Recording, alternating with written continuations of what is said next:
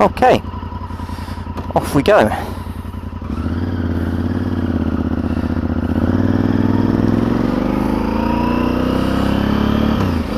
So, some lovely roads, great views, and you've either got to decide to slow down and look at the views, or forget the scenery and just enjoy the road. So, today we're just going to have a bit of a plod. Go nice and steady. Some fantastic roads up here, some fantastic scenery. So I use a drift camera, a Drift Ghost XL. And the reason I got the camera was mainly because it was on sale. It was about 150 quid if I remember rightly, and that was about two maybe 3 years ago. I'm not sure, time's going so quickly at the moment. I did look at GoPros, but they're so expensive. Even second-hand ones are so expensive, and obviously they're good cameras, everybody uses them. And the reviews on this camera wasn't that great, to be honest. It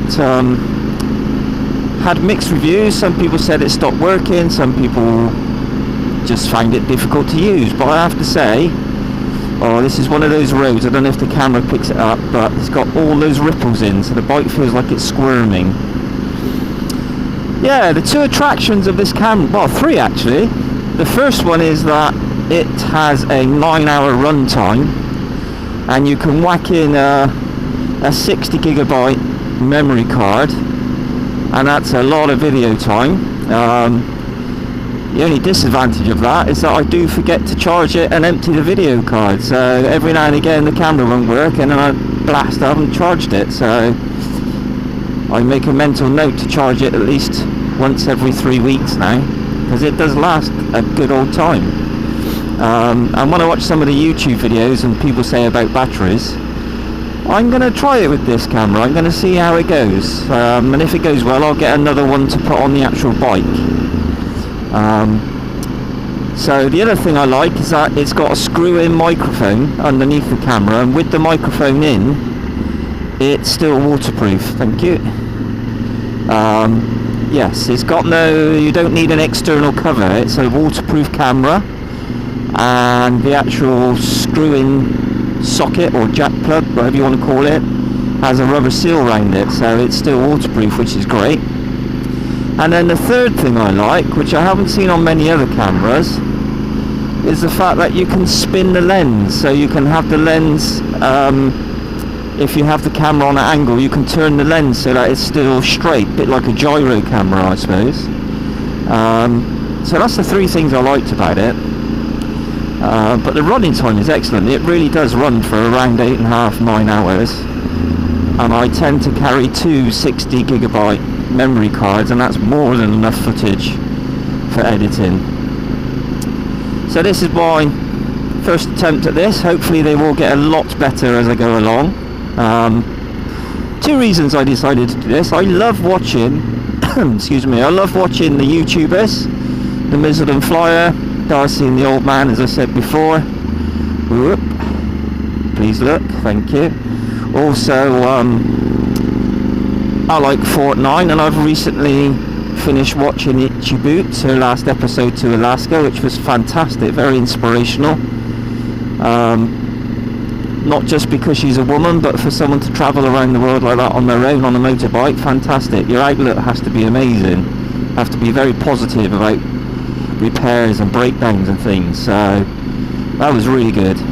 And they're great. I love them. I love watching their reviews. I love watching the reviews of the motorbikes.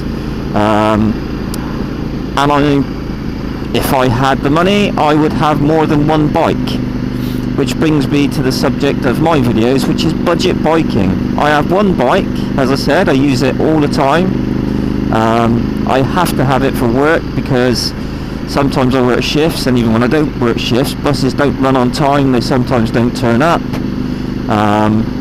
Not only that, a bus for me is £11 each way to and from work. If I take a car to work, there's nowhere to park. I work in a hospital. There's no parking. You have to pay for parking as a member of staff. So it's all expense and all time. On the bike I can follow the bus lanes. When I do drive to work, which isn't very often, usually because the bike's being repaired and I haven't got the part, or it's the wrong part, or I've done something wrong, if I do use my partner's car, then what takes me 25 minutes on a motorbike can take up to an hour and a half in a car. So that's the main reason I don't take a car to work. But now as well, with the costly price of fuel, diesel and petrol, and also air tax, Bath's introduced an air tax. So far it's just for commercial vehicles, I believe, but if it's anything like Bristol, they're going to bring it in for all vehicles. And again, that adds on to your tax and everything, so the motorbike seems the most practical option, and also I just love riding it. Again, this is a lovely rural area. Seems like they're doing a lot of logging at the moment. This is a lovely road for clearing your head. If you've had a long day in work and you want to get out, obviously before the dark evenings start coming in, I love this route. I do this route quite often. It's a nice road. You can see ahead quite a bit, and it's beautiful scenery.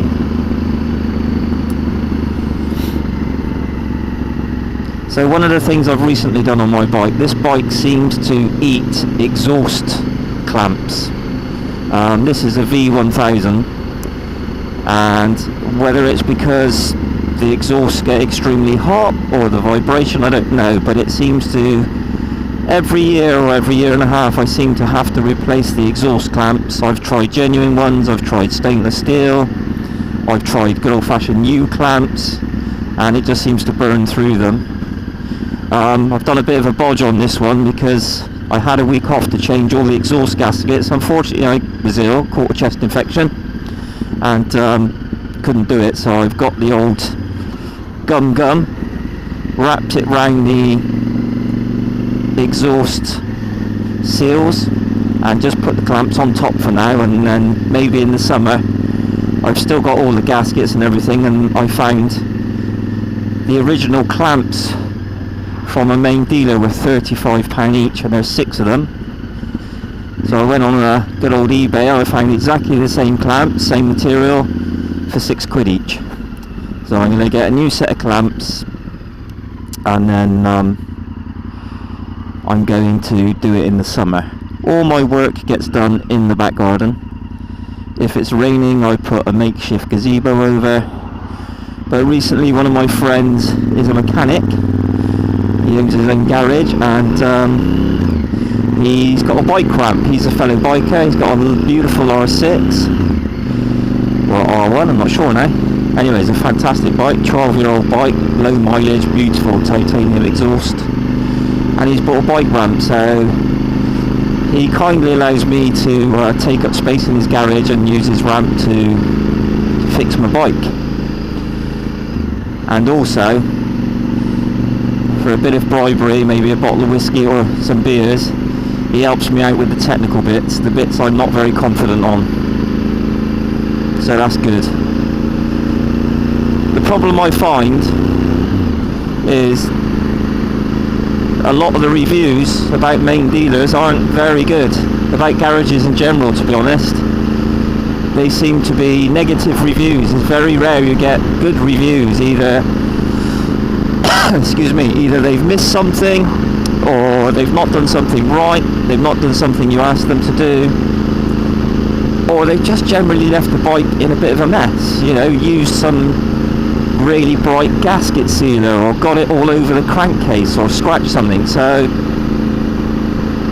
apart from the expense of a main dealer, I mean, in the southwest your average dealer now, main dealer or not, is around £50 to £60 an hour, and being a NHS worker, which is one of the highlights of the news at the moment, I'm not on a fantastic wage. I'm not moaning about my wage, but I'm not on a fantastic wage, and I need to save money where I can. And bike maintenance, hello sir, hello there, bike maintenance is one of the ways I can save money. I look for the parts on all the auction websites. Sometimes I put second-hand parts on. I love to keep my bike clean and tidy whenever I can. It's due a wash. I wash it once a week. But I'm not too precious, as I use it every day, as I said, and I use it through the winter. And in the winter I do wash it around twice a week, depending on whether it's freezing cold or not, but I tend to just keep it washed, especially the brakes, because of the salt. I've recently put stainless steel brake pistons in, and obviously I want to give them the best chance of survival through a harsh winter. I do need to paint the front forks. They look atrocious at the moment, covered in scratches and stone chips. So things I have done is I've put a DID chain and sprockets on, and I bought a silent running chain, even sprockets, the ones with the rubber around them, which I thought was possibly just a gimmick, but I have to say it does actually work. The chain runs a lot quieter. And again, I oil my chain about twice a week, and I just get a rag, bit of WD-40 on the rag, wipe the chain round, and then I put some engine or gear oil on it. Engine or gear oil is has cleaning additives in it anyway, and I do get a bit of splash off with it, a bit of flick off, but on the whole you don't need to plaster the chain in oil. You just need to coat it, because it's got the X-rings or the O-rings. Love the raw down power of this bike. Obviously there's bikes that are a lot more powerful, but I love the torque, the grunt of it. Doesn't like being in the wrong gear. You have to constantly have it in the right gear. Being a V-chin, it can be very lumpy, and as I said, it's a bit agricultural, it's a bit lumpy, it's a bit, you know, vibrationy, not tingly vibrations. It's I don't get tingly fingers or tingly toes. It doesn't make me ache in any way, but you can feel what's happening with the bike. You can feel when you're in the wrong gear. You can feel the pull and the acceleration. And I like that. I like the older style bikes. I've had V4s, V-twins. I've had 4 cylinders. So I've had a varied life on bikes. And I've ridden this bike all day. I've ridden it up to 8 hours, 9 hours a journey when I've been out and about, and I always get that slight saddle sore bum. I don't think you can avoid that, but I've never been at the stage where I need to stop because I'm so uncomfortable. And my other half rides on the back quite often, and we quite often go away for weekends, load the panniers up, and I think only once excuse me, it's one of the hottest days of summer, and we decided to go out on the bike. We went up towards Matlock, and that was a 4.5, 5 hour journey each way, and we were both aching a bit, but I think that was mainly because of the heat. Quite a few bikes out today. Hello sir. Oh yeah. Nice riding weather. I love this weather. This is just right. It's not too bright, the sun's not in your eyes, it's not wet, hardly any wind. And again, I don't know how much the camera's picking up, but some beautiful scenery. When you decide you don't want to blat around the countryside and go as fast as possible in every single gear, when you take time to admire this sort of scenery, it does your soul good. Love it. Clears your head. Good therapy. Riding for the sake of riding. Not necessarily anywhere to go or anything to see, just out riding. So again, although, you know, I've come out, I'm literally only 15-20 minutes away from my home. I have some lovely little circuits that I do regularly just to get a bit of fresh air, especially if the weather's not brilliant. If it's a bit cold or a bit drizzly, you can still get out, have a nice ride, get out in the countryside, get some fresh air. Hello sir, how you doing? Oh, that was a nice old FJ 1200 there, Yamaha. Lovely bike. Always wanted one of those as when I was younger, but just couldn't quite afford one. It was just out of my reach. So I started off, my brother's 10 years older, and he gave me an old A100 Suzuki. And I stripped that down, repainted it, redone the engine, and got it running lovely. And that was my first ever bike. And then, even then, that bike was a bit old. And looking back, I should have kept it, but I part X'd it for a Suzuki GP100, little two-stroke, and in blue, and absolutely loved that bike. Had that bike for 2 years, passed my test on it, failed my first test because it was in the days when riding examiners or testers used to stand on the side of the road, and they used to step out on you and they'd say give you the route, and unfortunately on the first go at my test I got lost and I didn't even see the examiner, so I headed back to the test centre. And it was funny, he did laugh and so did I. Unfortunately failed, but the second, luckily then, I got another test within a week and passed my test, didn't get lost, and then I had my driving test the next day, so I passed that as well. I was really lucky. And I think I passed my driving test because I didn't care, I just wanted to ride a motorbike. So I wasn't nervous about my car test, I just took it. And I worked in the motor trade at the time, so I used to do some driving around the garage, and I used to work on lorries, so I used to drive the lorries up and down the yard. So had confidence. So once I passed my test, I got on a CB350 Honda Twin. That was my first big bike, if you like. I think I had that from new. Fell off it twice, just through over-exuberance and trying to do things that the bike really wasn't capable of doing. But when you're young, when you're 18 and 19, that's what life is about, is testing the borders, testing the perimeters of things, and I certainly tested that bike. And then that was when my kind of love affair started with V engines. I discovered VFRs, had a couple of the first VFRs, thought they were fantastic bikes. The other thing about this bike being so heavy is when you put it on the side stand, you got to be very careful about the angle. One, because it goes over quite a long way, and two, trying to get it back up off that side stand can be a bit of a major issue. So again, we're just the other side now. This is don't know what you would call this area,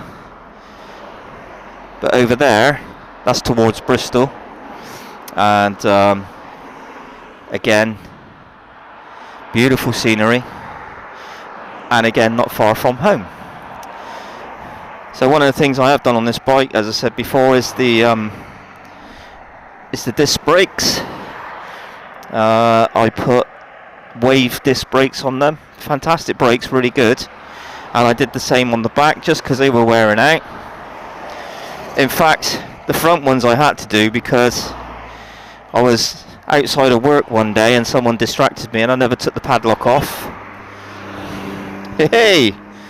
And I did the whole, tried to pull away with the padlock on and completely bent my discs, and I've had to buy a new front mudguard.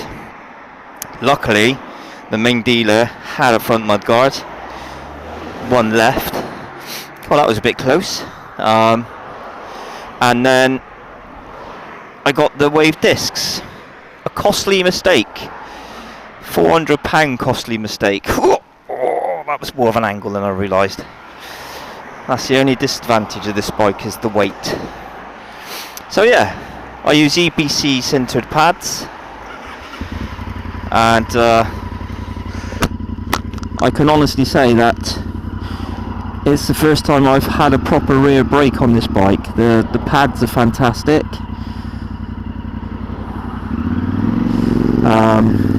Quite expensive, I suppose. They were 27 quid, I think, for a rear set, but they do the job, and they do it well.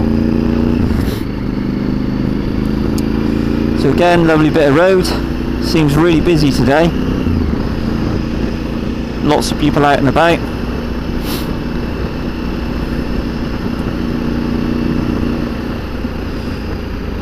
50-mile-an-hour limit along this road, but half the time it's so busy you can't do much more than that anyway. I find one good thing about being in Wiltshire is, although there's quite a few speed cameras, a lot of them at the moment aren't operating, and they haven't been for some time. Not that I go around racing everywhere, but the odd moment where you have a lapse of concentration and you forget, or you just open up the throttle a bit, and even on an old clunker like this one you can still do good speeds very rapidly, so very quickly off the mark. But like today, busy old road. This is one of the main roads into Bath, and it's always busy, never known it quiet. Don't often come along this one because of that reason. There's other roads you can go on just as nice, but the scenery again is fantastic.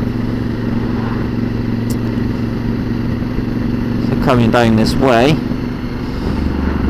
for the old Peter Gabriel fans, on the left hand side in a minute is Salisbury Hill, the legendary hill that he wrote his song about, and Peter Gabriel studios aren't far from here either, so a little famous link there.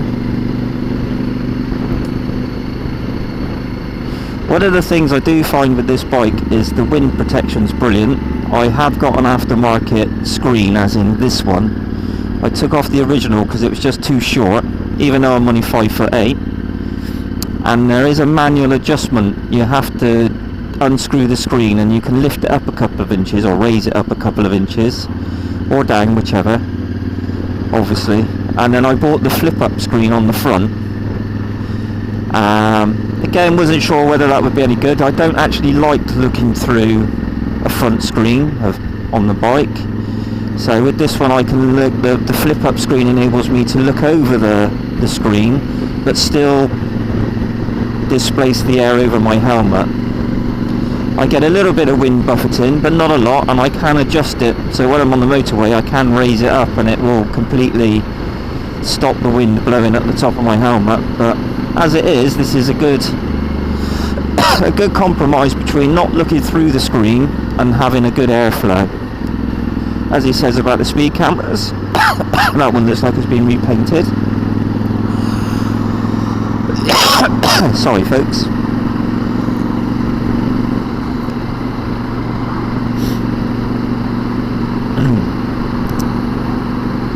So you're probably not going to see it because my helmet cam is on the right hand side of my helmet, and there's lots of trees in the way, but over there on the left hand side, that's where Salisbury Hill is.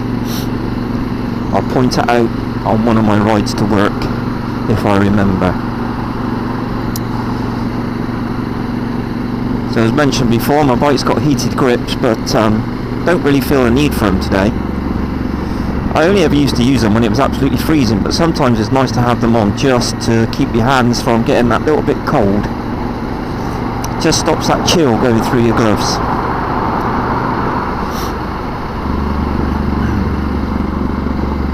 Oh, unusual wagon. More bikes. Nice to see a lot of bikes out on the road actually. Oh, that's an old classic. Old Beamer. Yeah, it's nice to see some lovely bikes out.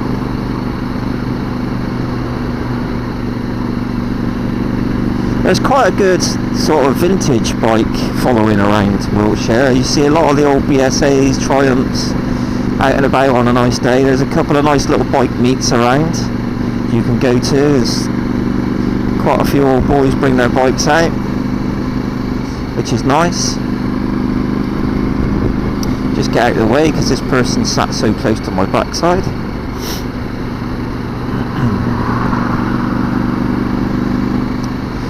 So again, saying about speed cameras, they've just, looks like they've repainted the lines on this one now, and people go hammering along here. So it looks like they're going to reinstate this camera at some point if they haven't already. So I wonder how many people's going to get caught there.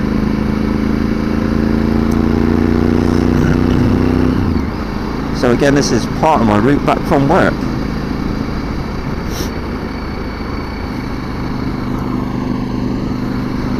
So I got the opportunity to do some lovely little rides, go around in one massive sort of loop, but still have some nice rides. Ferrari, is it? Certainly seeing some vehicles today.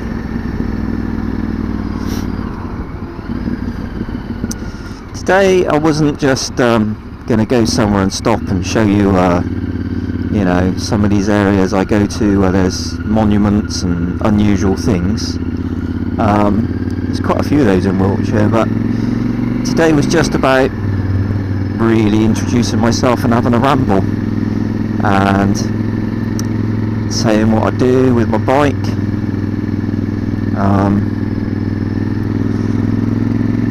When I get home, I'm probably going to give it a clean. I do watch Del Boy as well, Del Boy's Garage, and I like some of the ideas he has about keeping the brakes clean, taking the calipers off, which I have been doing about once every 6 months, and just giving them a bit of a wash out and a gentle brush out. And I do find that stops my brakes from binding, especially through the winter, and it's about that time that I'm due to do it, so maybe I'll do a little video on that, taking the calipers off, taking the brake pads out and just giving them a wash. Keep your eyes on the road. Generally I find the roads around here aren't too bad. You get one or two rough areas where the surfaces have been properly chewed up by lorries, but on the whole the roads are alright. I wouldn't exactly call this bike an adventure bike. I don't think I would actually, no people do. I've watched the videos and people go adventuring on one of these all kitted up. God knows how they lift it up when it drops, because